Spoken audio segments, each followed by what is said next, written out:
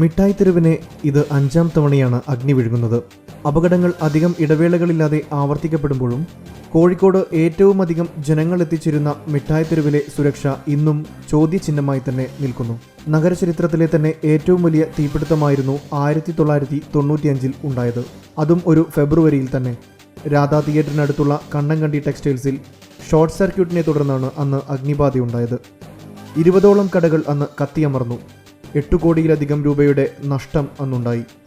12 വർഷങ്ങൾക്ക് ശേഷം 2007 ഏപ്രിൽ 5 കോഴിക്കോട്ടെ പടക്കക്കടയിലുണ്ടായ തീപിടുത്തത്തിൽ 6 പേർ വെന്തുമരിച്ചു. 50ഓളം പേർക്ക് പരിക്കേൽക്കുകയും 50ലധികം കടകൾ കത്തിനശിക്കുകയും ചെയ്തു.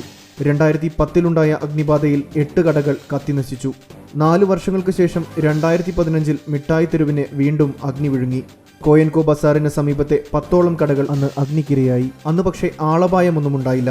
അഗ്നിബാധകൾ ആവർത്തിക്കപ്പെട്ടപ്പോൾ മിഠായി തെരുവിന്റെ സുരക്ഷാ സംവിധാനങ്ങളുടെ അപര്യാപ്തത വീണ്ടും ചർച്ചാ വിഷയമായി.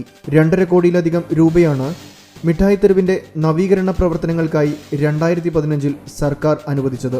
സുരക്ഷാ സംവിധാനങ്ങൾ കൊണ്ടുവരുമെന്ന പ്രഖ്യാപനമുണ്ടായെങ്കിലും 2 വർഷങ്ങൾക്ക് ശേഷം മിഠായി തെരുവ് വീണ്ടും ഒരു അപകടത്തിന് സാക്ഷിയായിരിക്കുന്നു.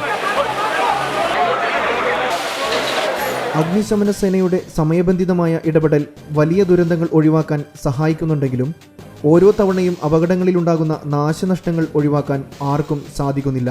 100 കണക്കിന് കടകളാണ് മിഠായി തെരുവിലുള്ളത്. പലതിലേക്കും കടന്നു ചെല്ലണമെങ്കിൽ ഇടുങ്ങിയ വഴികളിലൂടെ വേണം പോകാൻ. ഒരു അപകടമുണ്ടായാൽ രക്ഷാപ്രവർത്തകർക്ക് അവിടേക്ക് ചെന്നെത്തുക പ്രയാസമാണ്. ഇങ്ങനെയൊരു സൗകര്യം ഒരുക്കണമെങ്കിൽ പലയിടങ്ങളിലും പൊളിച്ചുപണി ആവശ്യമായി വരും. അത് വ്യാപാരികൾക്ക് ബുദ്ധിമുട്ടുമാണ്. മിഠായി തെരുവിലെ സുരക്ഷാ മുൻകരുതലുകൾക്കായുള്ള പദ്ധതികൾ കടലാസിൽ മാത്രം ഒതുങ്ങുകയാണ്. ഇനിയൊരു ദുരന്തം ഒഴിവാക്കണമെങ്കിൽ അധികാരികളും മിഠായി തെരുവിലെ വ്യാപാരികളും തന്നെ വിചാരിക്കേണ്ടതുണ്ട്.